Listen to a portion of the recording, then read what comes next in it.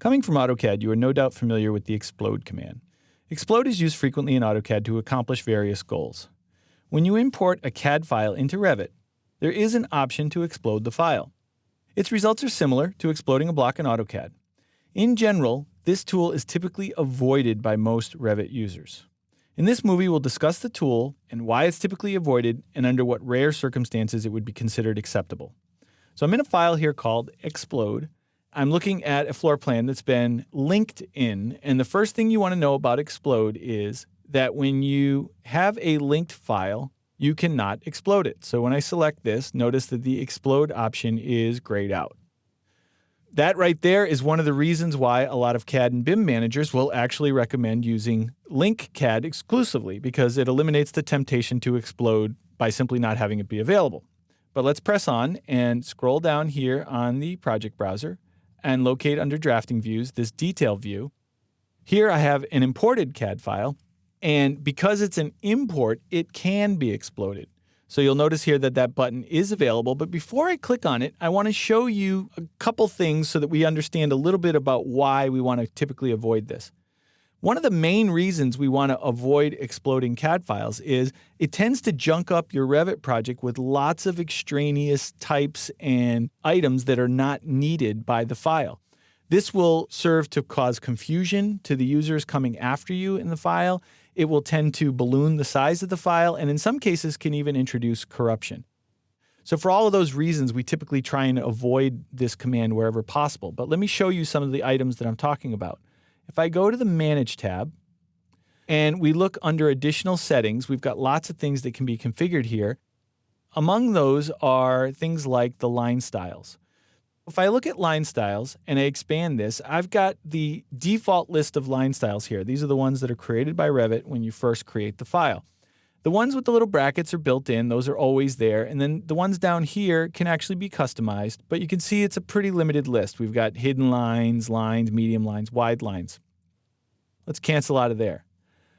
Let's look at another example. If I go to the Annotate tab, here on the dialog launcher for text are the text types.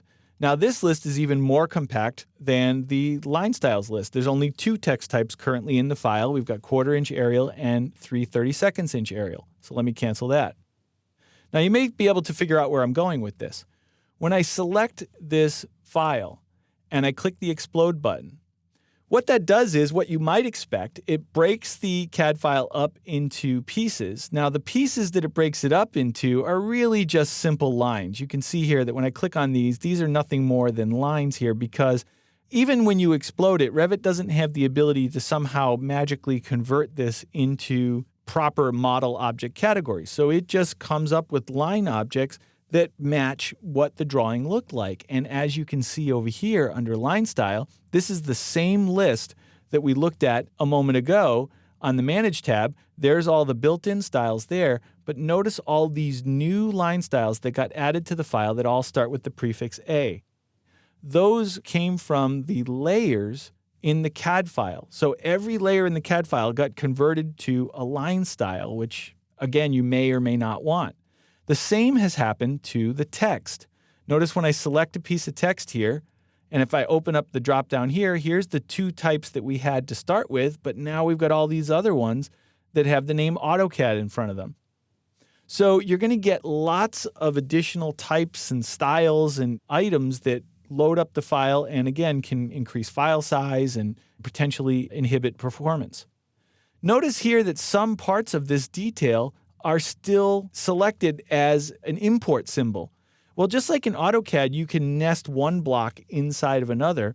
When you explode an import in Revit, it looks at that structure the same way. So if there are nested elements inside the block, either other blocks or hatch patterns and so on, then those become new import symbols that would have to be exploded. Now, if you want to just explode the entire thing in one shot, you can use the drop down here and do a full explode. That will explode all levels deep. It won't just stop at the top level.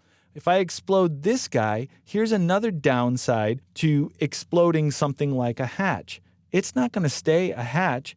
Revit's going to turn that into a bunch of independent lines and potentially add even more line styles to the file.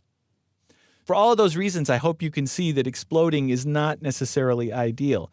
And if I go back to the floor plan here, even if this were an import and you exploded it, all you're going to get is lines here. All of these walls won't get converted to walls. They're going to be two separate parallel lines. So it's really not going to be very helpful to try and explode this file to shortcut your way into converting it to Revit.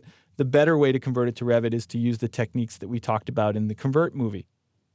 If you find yourself in a situation, though, where you really just need to explode a CAD file, then here's the recommended workflow.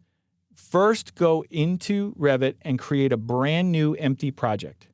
Import the CAD file there, explode it there, and clean it up. What do I mean by clean it up? I can select these lines, one or several of these lines, and I can change the line styles to a corresponding Revit type. You want to do that to all the pieces of text. You want to do that to all the line styles. Clean it up. Then you select the resulting geometry and copy it to your clipboard and paste it back into your live project. If you do it that way, you're going to leave behind all of the stuff that we didn't want and only bring over the stuff that you did want. And so that's considered a much better way to perform that process in the cases where it's necessary.